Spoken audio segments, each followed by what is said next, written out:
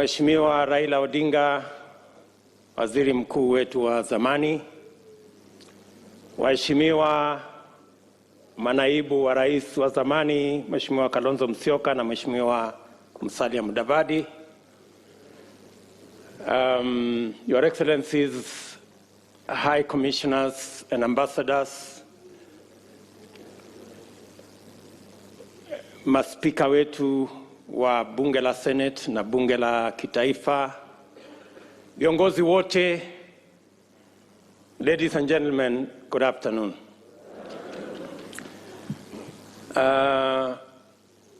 First, I want to say that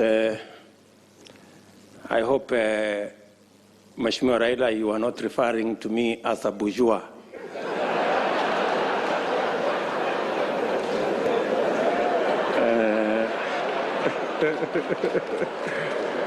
But I want to agree with you. I want to agree with you that we have a mischievous media sometimes, not all the times.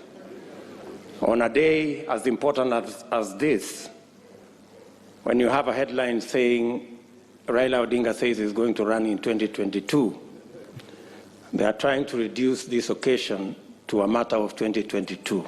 But we have all agreed that it is not.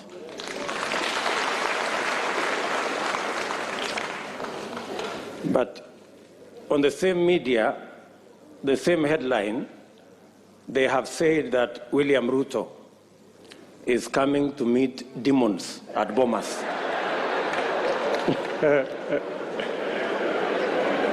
Now, I am asking myself whether there are any demons in Bomas.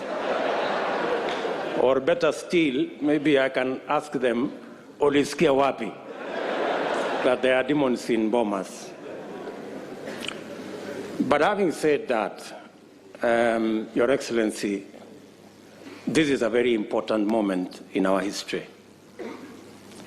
Important because you have persuaded us that the making of a constitution is always work in progress, and that we must strive progressively to have a negotiated constitutional settlement, or to arrive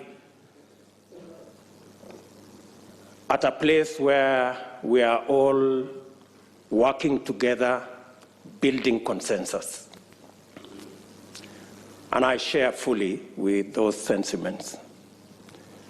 I know even as we are having this meeting and this launch of this report of the Building Bridges initiative, Your Excellency, you have persuaded us that this is a moment to look at our Constitution and to find progressive amendments to our Constitution. There are those who believe, yes, it's a constitutional moment, but to progressively implement the 2010 Constitution. Civil society and others think so. There are those who believe that maybe this is a moment to discuss the ravages of COVID and the reality of our economic status, especially the majority, 40% odd people of our country who live below the poverty line, and the 16 million or so young people who are unemployed. All this, Your Excellency, as you have said, and as the former Prime Minister has said here, this is a process where we can bring all our views together and listen to one another.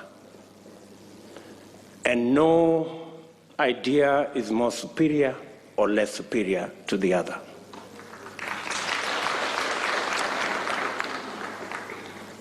Let me say we have a civic duty, all of us as Kenyans, to engage in this process. We do not have the luxury to say, I don't care. We do not have the luxury to walk away. In any case, it is said that the punishment given to good people who don't participate in the politics and governance of their country, the punishment given to them is to be ruled by fools. I don't think any one of us here wants to be ruled by fools. That's why we must participate in this process. And it's our civic duty to do so. The BBI process has given us a raft of proposals for us to see, to interrogate, to improve. You did tell us, Your Excellency, that we are all free to improve on this process. And the many proposals that have been put, especially that were outlined here by Adam Solo on administrative issues, on legislative issues, I believe that since we have a forum where in Parliament and in government, where we can discuss the policy, the administrative, and the legal issues in Parliament, that can be interrogated in that process. Many of those issues that are administrative and that are legislative are issues mainly to do with our youth, mainly to do with how to do business, how to grow our economy. And Your Excellency, I want to say that these are very important issues.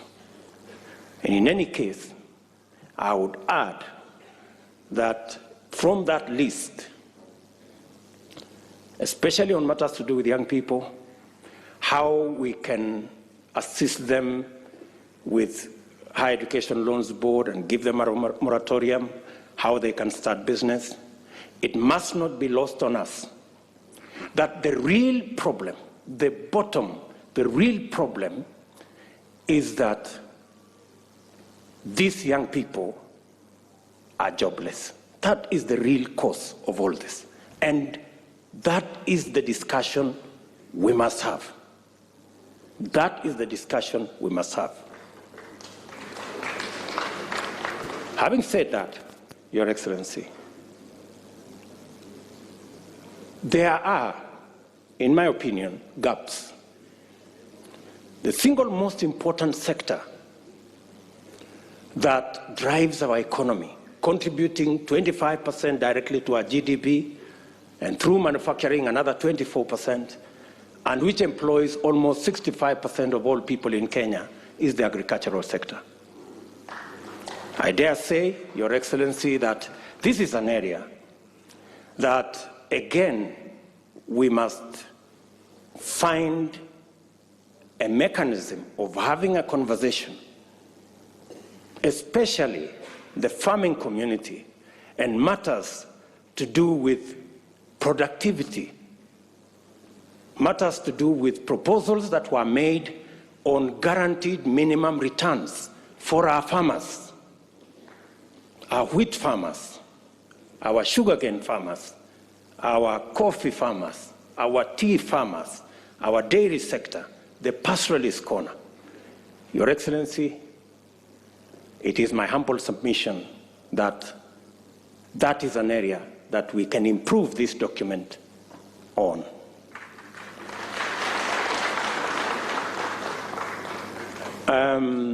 I have heard many speakers say they have finished reading and we should move on. We are not all at the same level when it comes to reading. Scientists like myself, we take a bit long because we interrogate things and we want experiments and we do many things. So I would plead with the first learners like Alonzo Musyoka to bear with us just a bit so that we can all move together. And I agree with Kalonzo Musyoka that we should try and have a non-contested referendum if we will end up there. But, Your Excellency, let me just say 2 or 3 things before I conclude. On the matter of the judiciary, allow me to say there is huge space for us to have an improvement on the proposal that has been made. Access to justice is one of the biggest challenges that we had, and that is why the 2010 Constitution was promulgated. As we talk today, the judiciary, as per the requirements of the law, there should be a high court in every county. As we talk today, there are counties, almost 5 counties, that do not have a high court, and many Kenyans have to travel far to look for justice. As we talk today, though the law provides that there must be a court at least in every sub-county, there are 160 counties that do not have a court at all. And the problem is that the budget for the judiciary, we need to operationalize the judiciary fund that is already in the Constitution, so that the judiciary can establish more courts and the judiciary can hire more judges and more staff so that Kenyans can have access to justice. The recommendation that has been made to have an ombudsman appointed by the executive into the judiciary, in my respectful submission, is a derogation from the independence of the judiciary. And we must be careful. We must be careful about the independence of institutions. We are coming from a history where judges received telephone calls, where courts were held at night. We do not want to go there. On the matter of IEBC, let me say, on the matter of IEBC, the recommendations that I have read say that political parties participate in the appointment of commissioners to IEBC. My brother Raila Odinga is good at football, so let me try to ask, how fair will be a league where the referee is appointed by teams, and not all the teams, some teams? How fair will this league be?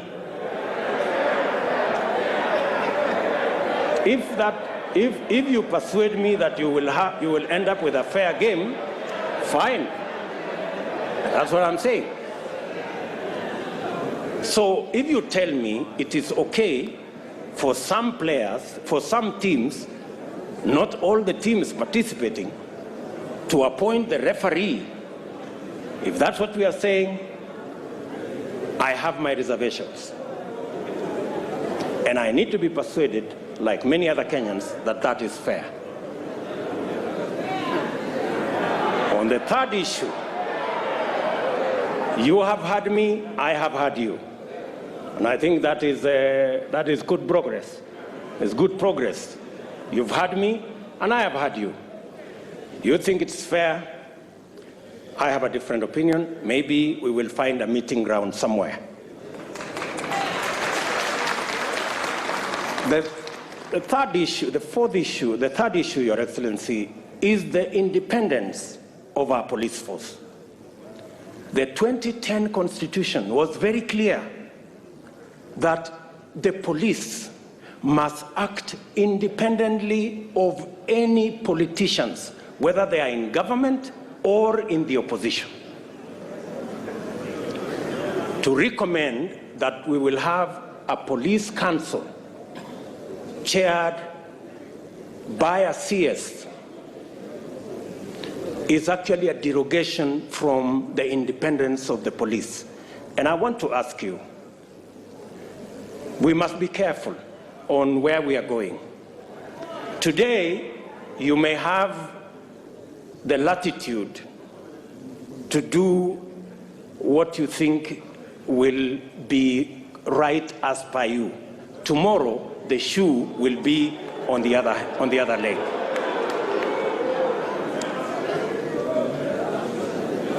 On matters to do with devolution,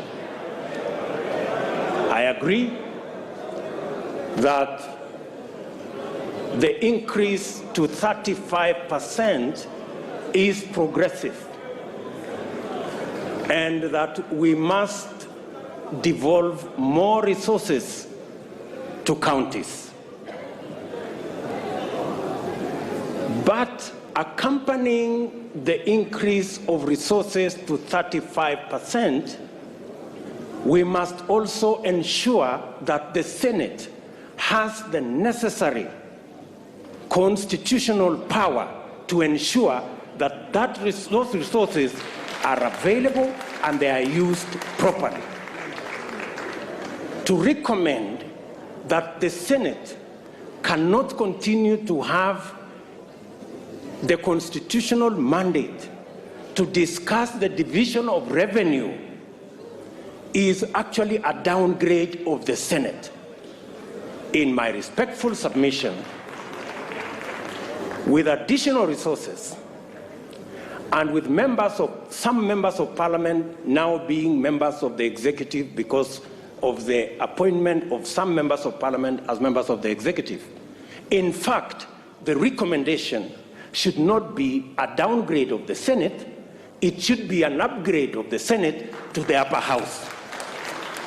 And in any case, so that I conclude, in any case, we are now saying women and the participation of women in our governance doesn't make us weaker, it makes us stronger.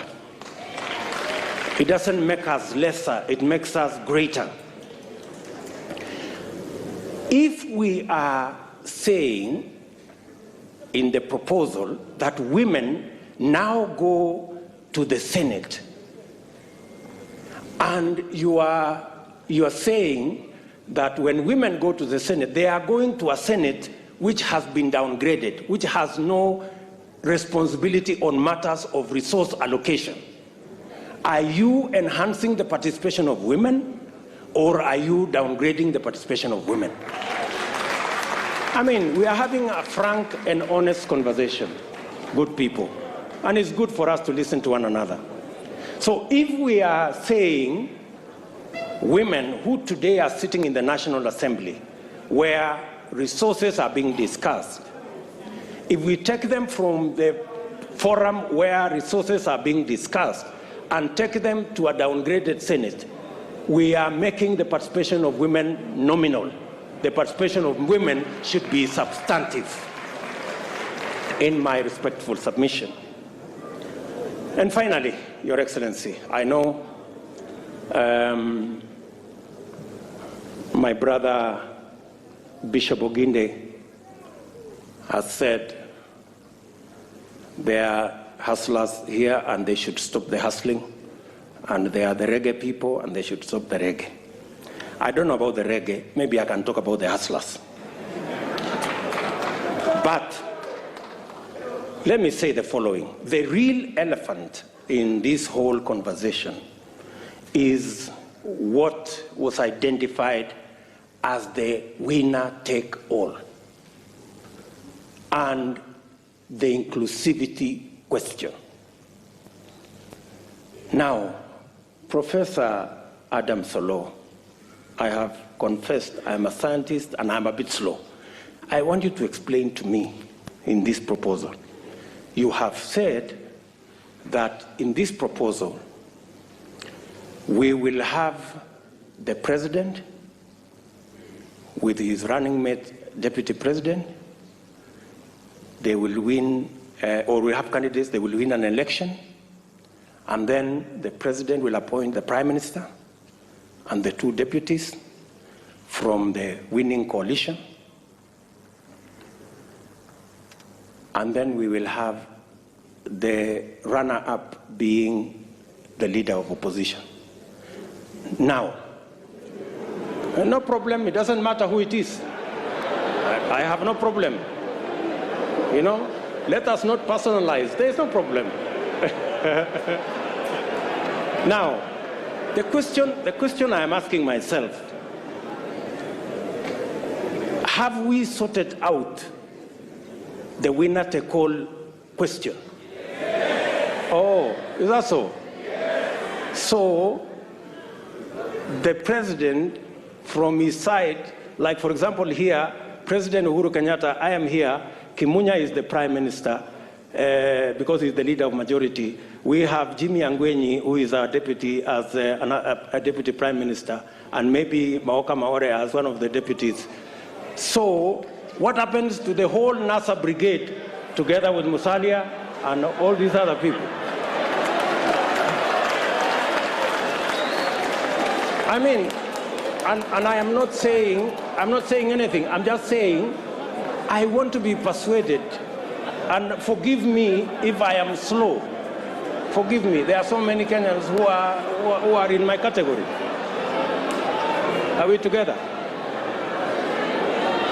Finally, on this inclusivity question, it is my humble submission that as we discuss inclusivity around us, the leaders, we must have a candid, open discussion on inclusivity about the millions of Kenyans locked out by poverty and unemployment. We must discuss how they are going to be part of the Kenyan society. That discussion we must have. And I want to thank the young man, very good, and the bright, intelligent young man from Kitale, because he said that we should not bring 16th century technology. And I am sure he was referring to the wheelbarrow. And possibly he was referring to me and this wheelbarrow. Sindio? Good. Now, the question I want to ask us, how come in the 21st century, a 16th century tool called the wheelbarrow, millions of citizens in the 21st century are still dependent on the wheelbarrow and mokokoteni? That is the discussion we need to have. Yes. That is the discussion we need to have. And that discussion is a discussion that involves millions of Kenyans. Millions of Kenyans. Let me then say, as I conclude, that the Honorable Kalonzo Musyoka, I am finishing. You know, I speak for millions of hustlers, so just give me a minute. Thank you. Thank you very much. Thank you very much.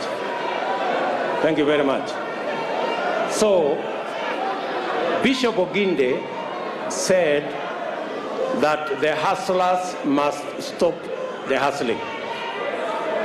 I have heard leaders here say that as we discuss this conversation, we must not have an us versus them. I have also heard leaders here say we must never have a conversation and a contest about the poor and the rich. We must never go there. And I believe we must never go there. But I want to remind you, good people, Abraham Lincoln, the 17th President of the United States of America, said, "Things may come to those who wait, but only things left by those who hustle." That is Abraham Lincoln. He was never talking about the rich and the poor. He was talking about the people who wake up early, the people who sleep late, the people who work hard, and that is the society we need to build. It is now my humble pleasure, ladies and gentlemen, to ask His Excellency the President of Kenya to make his remarks, and thank you very much for listening to me.